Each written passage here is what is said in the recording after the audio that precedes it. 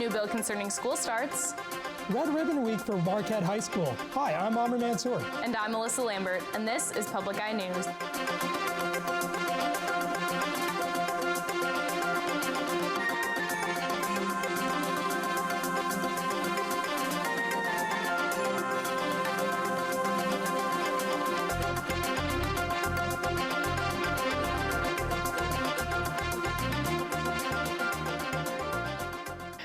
State legislation brought forward earlier this month would let local school districts choose when the school year would begin. Currently under Michigan law, public schools must wait until after Labor Day to start.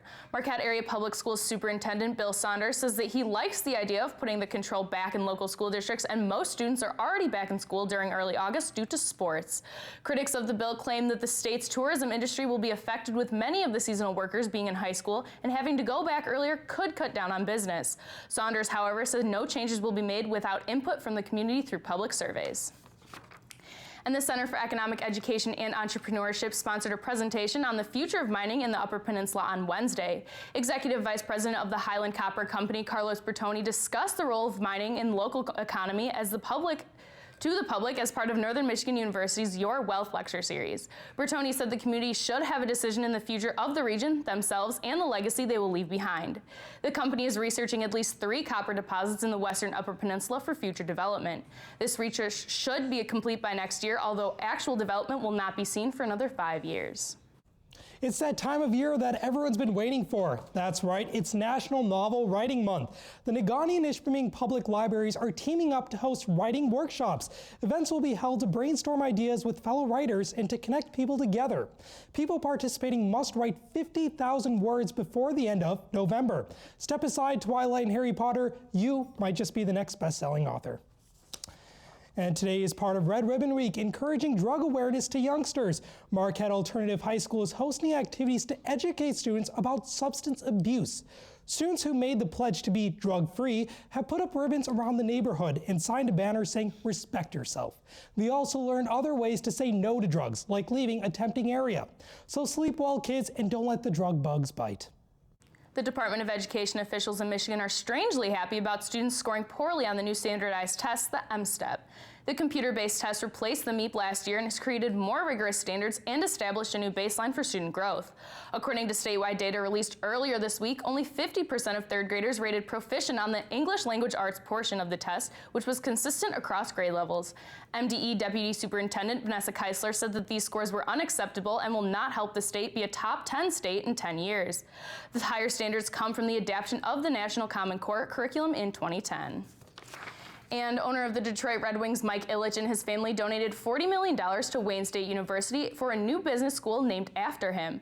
The University Board of Governors will meet on Friday to discuss the overhaul in Cass Corridor to make room for this new rumored school. Initial reports reveal that the new school will open in 2018 following the unveiling of the new Detroit Event Center. The school would link a handful of Ilitch-owned properties like Fox Theater and Motor City Casino. The Ilitch family is not denying any of the plans and also owns the Detroit Tigers and Little Caesars Pizza. And after the break, we'll be joined by a special guest, so stay tuned.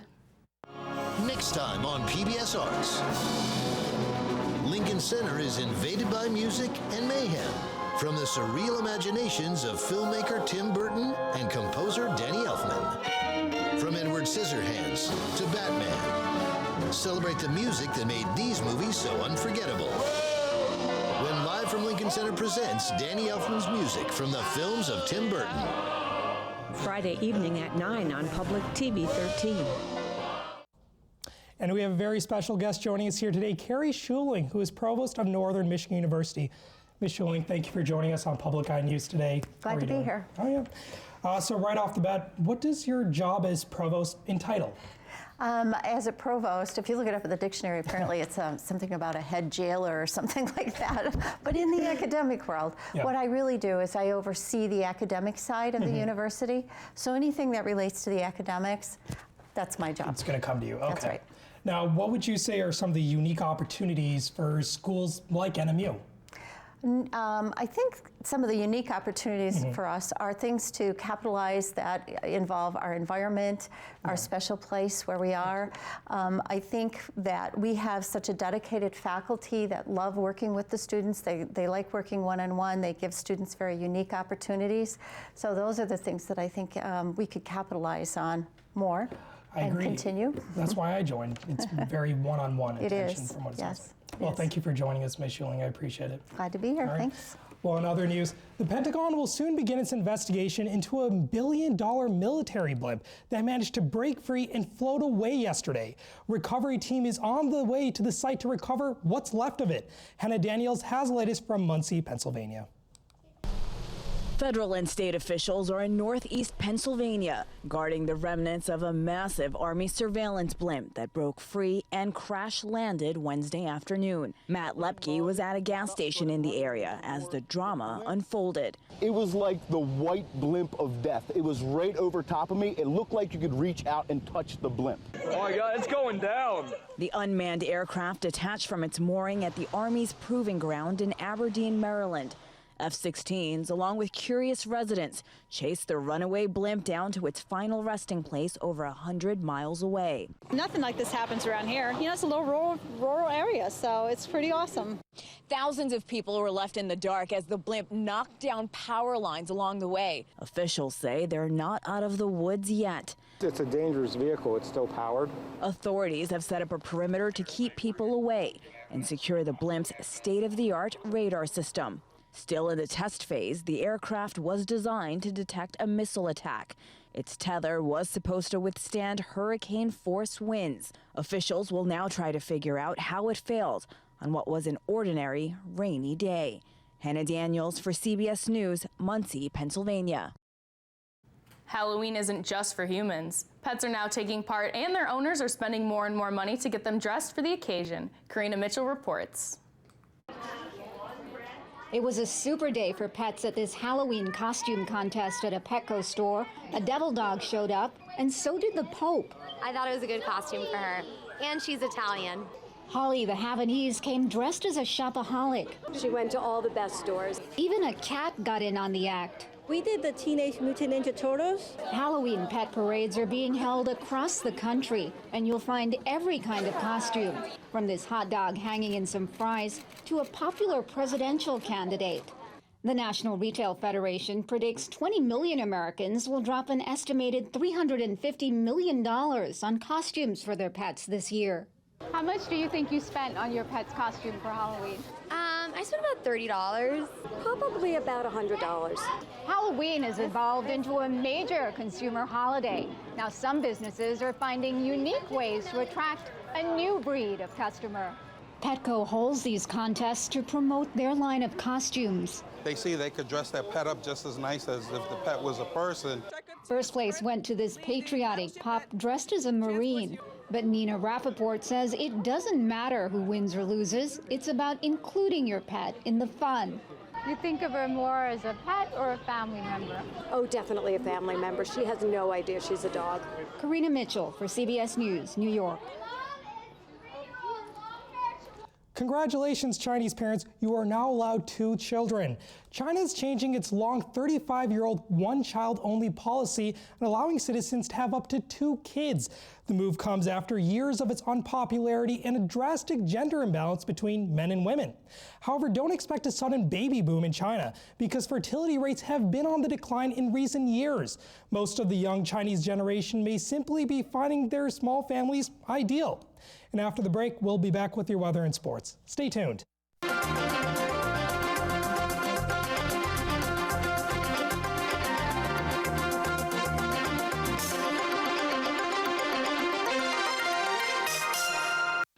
Next time on Austin City Limits.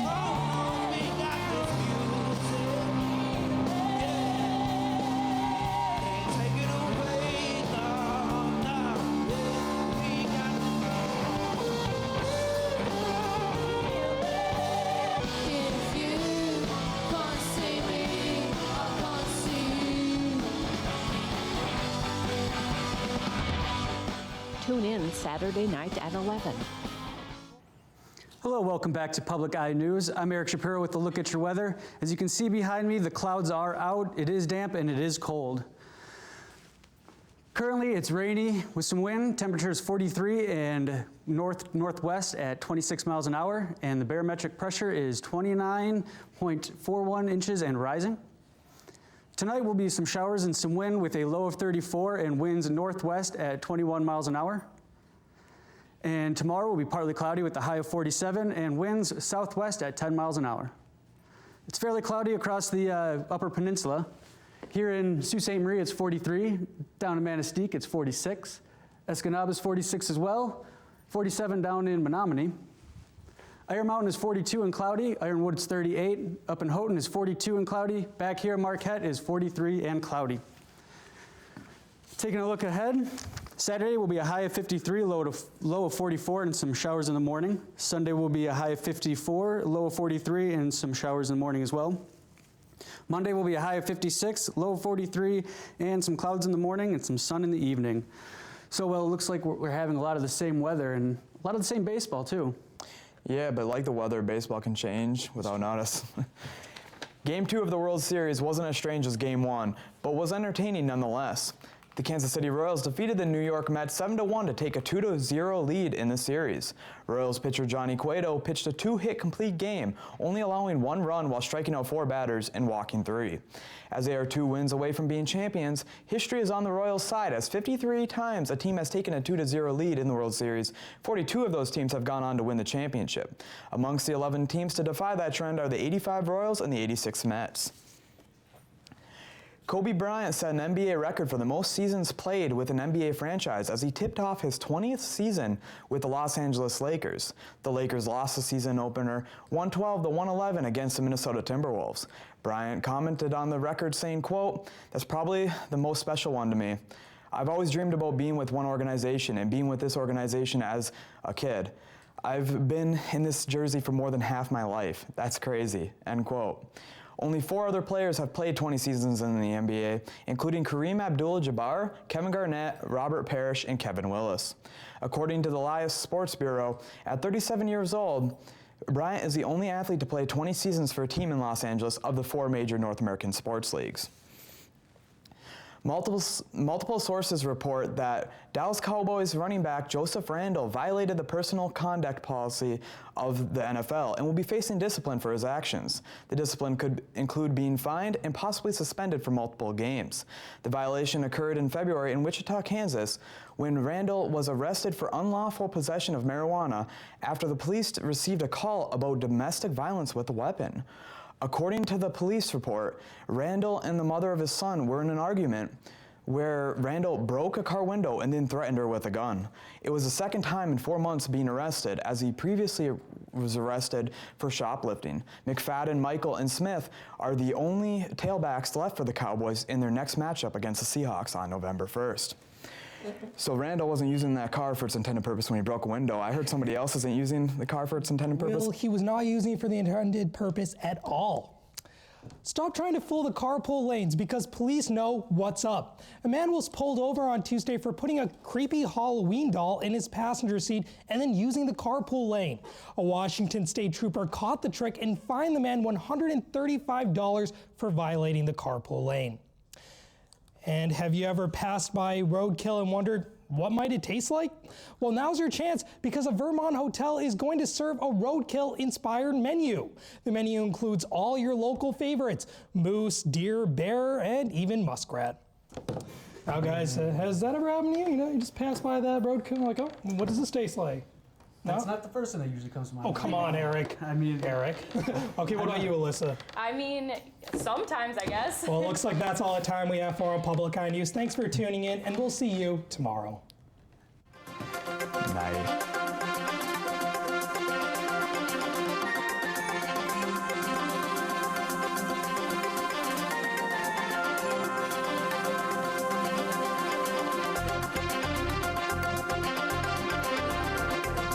The preceding program was produced in studios located in the Edgar L. Hardin Learning Resources Center by WNMU-TV, Northern Michigan University Public Television.